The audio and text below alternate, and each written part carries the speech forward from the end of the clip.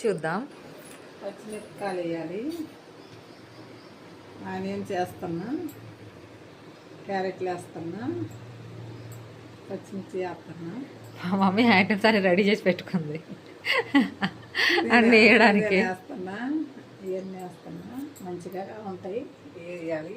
Colourful dosa. అవునండి. తర్వాత కొంచెం ఆయిల్ వేయాలి. చాలే వాళ్ళు. ఇప్పుడు అమ్మగారు ఏం చేయబోతుంది?